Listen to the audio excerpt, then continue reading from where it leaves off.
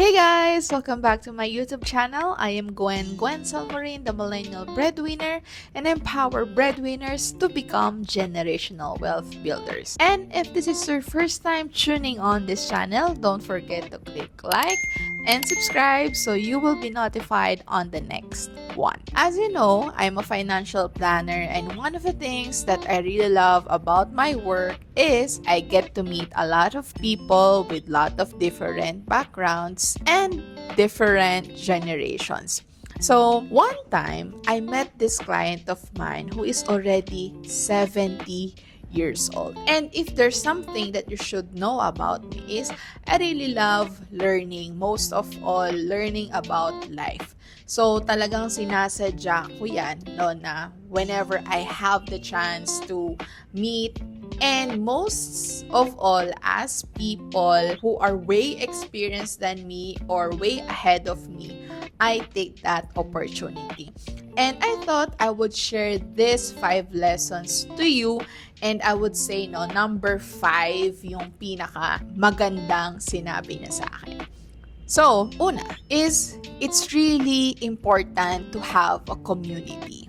So, when she was young, up until now, she is still close with her friends, with her family members, and from time to time, no, they still meet. So, sabi ko, ang galing niyo naman, no, na you make sure meron po kayong company lagi in your life. So, sabi niya, yes, because this makes life more meaningful and more enjoyable. So, and I think, napaka-importante din nun. Kasi, when you surround yourself with the right people, with the right environment, of course, no, you will have more fulfillment in life too. So, community is very important. Number 2 is, at her age, she actually stays off social media. So, imagine I can only contact her through Viber. So, nothing else. No, wala siyang Facebook, Instagram, or what. And when I asked her, it's because, sabi niya, Gwen, the social media is very toxic, which I agree. No? And sometimes, sometimes, minsan din, naapektuhan din yung perspective ko about life, lalo na if yung feed ko ay hindi rin maganda.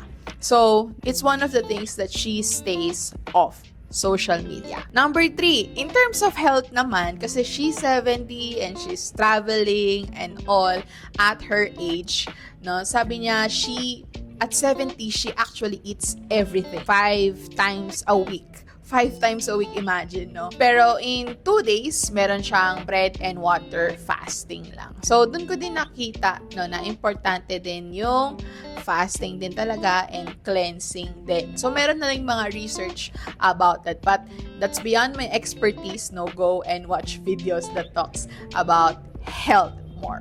And doon nga ako natawa kasi at nung nag-order na kami, sabi ko, what's your order, ma'am? And sabi niya, she wants pizza. And ako, I am having salad. Diba? So, very funny encounter yung nangyari na yon. And number 4 is acceptance. So, isa naman sabi niya, mga ways for her to live life more lightly is whenever she feels that things are not for her or people are not who she needed them to be, is she just lets them go. So, napakagandang experience na kasi, diba, minsan nga ako personally, sometimes, pinipilit mo pa kahit ayaw na nga. So, mas nagsistruggle ka lang. Yan. And last but not the least, number 5, my favorite one is living life unapologetically. Parang iba yung pronunciation. Since she was young, ang laki na talagang kinakwento sa akin. She was having fun, going out and all. And when you meet her, she's the type of person na talagang sinasabi niya kung ano yung nasa isip niya. No? And she's not afraid to say those things. And most of all, experience those things. No? Kasi nga, after all, we only live once. And when I asked her, so ma'am, at 70 years old, what's your focus now? So my focus now is, number 1, to enjoy life, to travel.